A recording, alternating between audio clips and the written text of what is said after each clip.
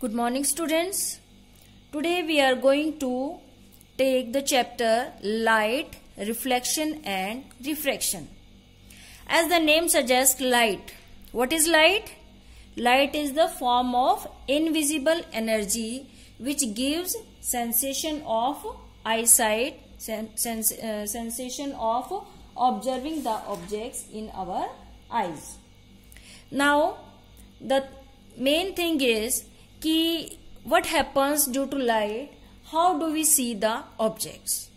We see the objects due to light. We are not able to see the objects in dark. So what is the action? As light rays falls on the object, these rays of light get reflected back from the objects, and that reflected light falls on our eyes, and then we are able to see the objects. So what is ray of light? As I say that rays reflect back. Actually, ray is the direction of propagation of light. We represent a ray with a straight line with the arrow. This arrow shows the direction of propagation of light. If light is coming from that side, then we draw this straight line and we will put an arrow on this direction. Now, the thing is, as I discussed that the ray of light get reflected back. So, what is the meaning of reflection? Reflection of light. Reflection of light can be defined as bouncing back. Bouncing back of light in the same medium after striking to a surface. As you must have observed while playing, if you throw a rubber ball towards a wall, then it bounces back to your side. Or in 9th class, you must have studied about the sound, and there you also studied that we produce sound, it strike to a hard surface and it bounce back, it reflect back. In the same way, light also bounce back in the same medium, and that phenomena is known as reflection of light. So, let us consider a plane surface, and this is a shiny smooth surface. So, this is reflecting side on this side, and the other non-reflecting side is on other side where I have put these oblique lines. And if I show that a ray of light is coming in this direction, then we will call this ray as the incident ray. If we put a perpendicular direction to this surface, this is known as normal to this surface. This is incident ray.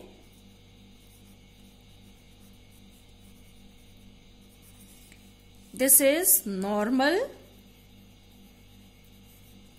And then it will bounce back in the same medium. This is known as reflected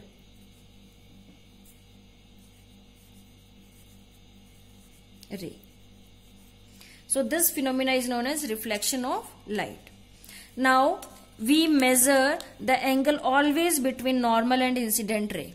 So the angle between normal and incident ray is known as angle of incidence, that is angle I, and the angle between normal and reflected ray is angle R. This is reflecting angle. So next topic is laws of reflection. What are the laws of reflection of light? Number 1, angle I is equal to angle R. That is, angle of incidence is always equal to angle of reflection. And number 2, incident ray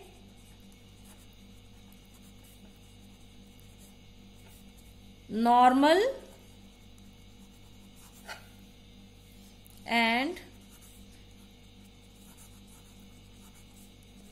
reflected ray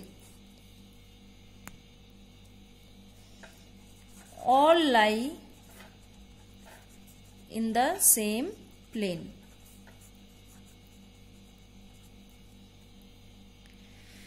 What are the types of reflection? As we know, there can be different type of surfaces. So according to the type of surface, whether the surface is smooth or the surface is non-smooth, we can say there are two types. Let me write types. Number one is regular,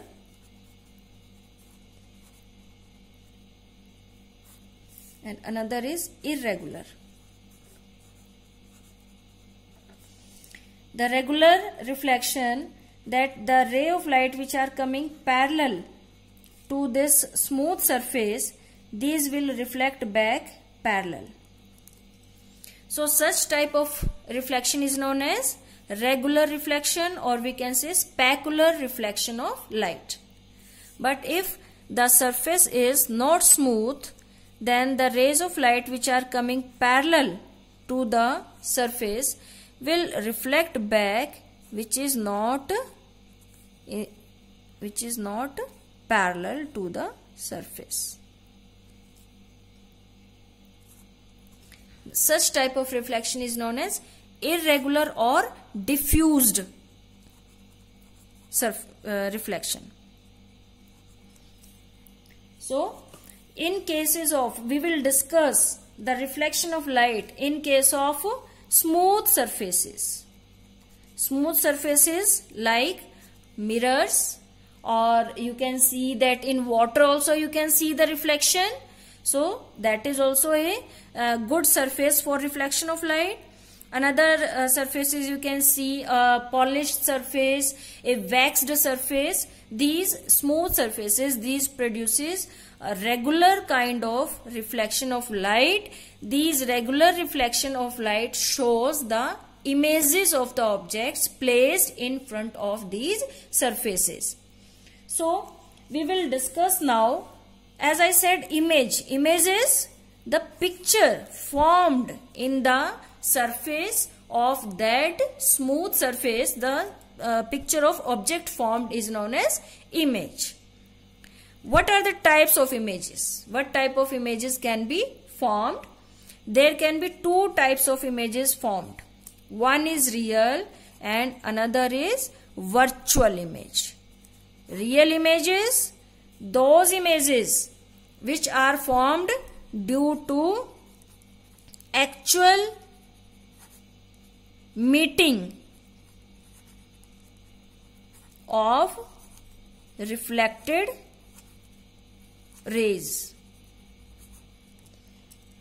and virtual images which do not formed due to actual meeting of reflected rays. Number two, real images. Real images always inverted, while virtual images are always erect. You can differentiate it like this. The number three is that real images can be taken on screen. We can take on screen, like you see the picture of moving objects or of the pictures in your TV. These are real images. But virtual image cannot be taken on the, not taken on the screen. Like if you are standing in front of a plane mirror, then you are able to see your image only if you are standing in front of it. If you go away from the plane mirror, then you are not able to see your picture, not able to see your image. So such type of image is known as virtual image. Okay. Now as I discussed about images, different type of images, real image and virtual images. Now different type of images are formed in different type of mirrors. So now we will discuss that types of mirrors. Mirrors are a smooth surface, very smooth surfaces, which are made by a glass plate by applying silver nitrate coating on it, then copper coating on it, and then finally painting. So this surface this is, we can write, this is glass, then this is silver nitrate, then copper, and finally a paint to protect these all the coverings. In this way we will make mirrors. So there are two types of mirrors. One is plane mirror and another is spherical. Spherical mirrors can be of two types. One is concave mirror and another is convex mirror. As the name suggests, spherical mirror. So these are formed by a sphere. These are formed by a hollow sphere. Suppose I am taking this hollow sphere. Okay, this hollow sphere have some center. This is center of curvature of the sphere. And if I take a small part of this mirror, suppose I am taking this small part of this mirror, this portion of this mirror is reflecting, and this portion is silvered. As I told you that silver nitrate coating is done on it, and then copper coating, then finally paint. So if this surface is reflecting and this surface is silver, so this portion, this mirror is known as concave mirror. This portion is known as concave mirror. So we can define concave mirror, that concave mirror is that mirror whose curved part is towards the center of curvature of the mirror, or we can say whose reflecting surface is curved inward. This is reflecting surface and it is curved inward. So this mirror is concave mirror. In this way we will form concave mirror. And if I take this hollow sphere, and again I am taking a small part of the sphere, this much part, this is its center, and if this portion is reflecting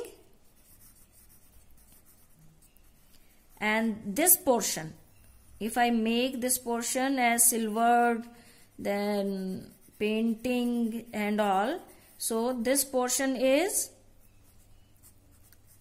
silver, then this mirror is known as convex mirror. So convex mirror are those mirror whose reflecting surface is curved outward. This is reflecting surface and it is curved outward to the center of the sphere. Okay, so this is convex mirror. So now we will discuss some terms related to these mirrors. Okay, so I am again drawing this concave mirror. This is concave mirror. Okay, and I show with these oblique lines the silvered part of this mirror, and this part is towards the reflecting surface. If I complete this hollow sphere, then somewhere its center we will mark it as C. This is named as center of curvature of this mirror. So center of curvature of this concave mirror can be defined as the center of the hollow sphere of which this concave mirror, or if I draw a convex mirror also in the same way, this is convex mirror, and if I draw the whole sphere, if I complete the whole sphere, this is center, and I mark a straight line passing through this center. So this is the center of convex mirror. So center of curvature of concave mirror or center of curvature of this convex mirror can be defined as the center of that hollow sphere of which this mirror is a part. Then second term we will discuss the pole of the mirror. This point P is representing pole. What is the pole of the mirror? This is the center part of the mirror, the center part. So pole is the mid part of this concave mirror or this convex mirror. Then third term is this principal axis. What is this ray? This is direction. This is a line passing through center of curvature and pole. This is a line passing through center of curvature and pole. This is known as principal axis. Then next term is that is radius of curvature. So this distance, the radius of the hollow sphere of which this mirror is a part. So radius of this sphere is known as radius of curvature. Next is aperture. MN, I mark here MN. So this is aperture, means this diameter of the mirror, spherical mirror, this is concave, this is convex. The diameter of this spherical mirror is known as aperture of the mirror. Then next term we will discuss that focus, that a point. Suppose a ray of lights are coming parallel to principal axis. These rays of light which are coming parallel to principal axis, these reflect back from this mirror and these will pass through a point. That point is known as focus point. These all rays of light which are coming parallel to principal axis, they pass through a point. That point is known as focus of the concave mirror. So focus is a point from where the rays of light which are coming parallel to principal axis passes after reflection from the mirror. But in case of concave mirror, as this mirror, this is due to its shape, the rays of light which are coming parallel to principal axis, they get diverged. As we will discuss in rules also, these get diverged. And therefore, if we back meet these rays of light, this seems to come from a point. That point is known as focus of the convex mirror. So we will define the focus of convex mirror as that point situated on the principal axis from which the rays of light which are coming parallel to principal axis seems to diverge. We see that these rays of light are coming from this focus, means it seems that these rays of light are coming from the focus point. So combinedly we can define the focus point of both the mirrors, that it is a point on the principal axis at which the rays of light coming parallel to principal axis meets after reflection or seems to diverge after reflection from the mirror. Then the last term in this is that is focal length. Then this length is known as focal length, means the length between focus point and pole. This length, the length between focus and pole is known as focal length of the mirror. Now in these diagrams we can guess that the rays of light which are coming parallel to principal axis, these are converging, means meeting at a point, that is at focus in case of concave mirror. That's why we call this concave mirror as converging mirror. That's why we say it as the converging mirror. But in case of concave mirror, we see that the rays of light are diverging after reflection from the mirror. So we say it as the diverging mirror. Okay. Now one more topic in this chapter, that what are the properties of images formed from the plane mirror. So properties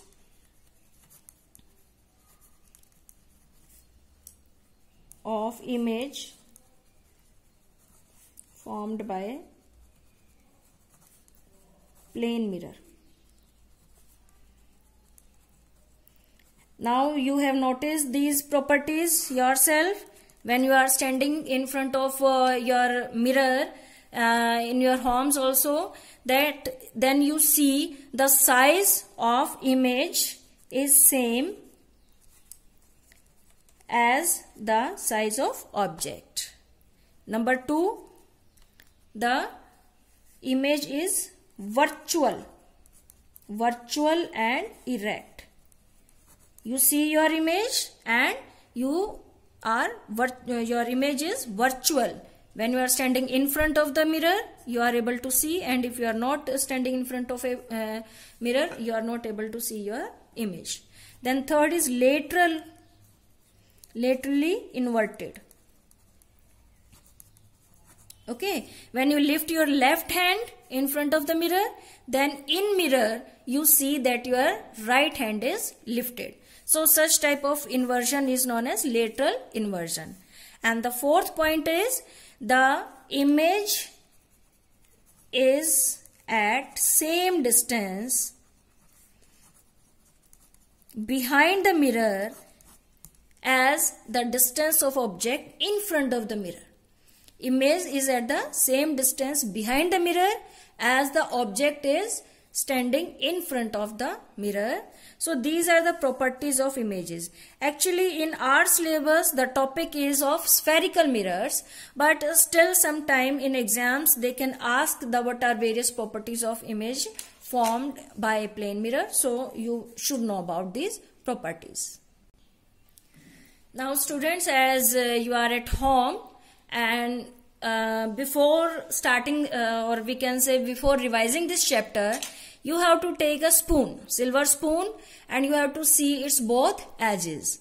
And you will try to see the image of your face in this side portion and the other side portion. This side of portion is known as concave surface. This will act like a concave mirror. This is forming a cave. That's why it is concave mirror, and this is convex mirror. And in next lecture we will discuss that what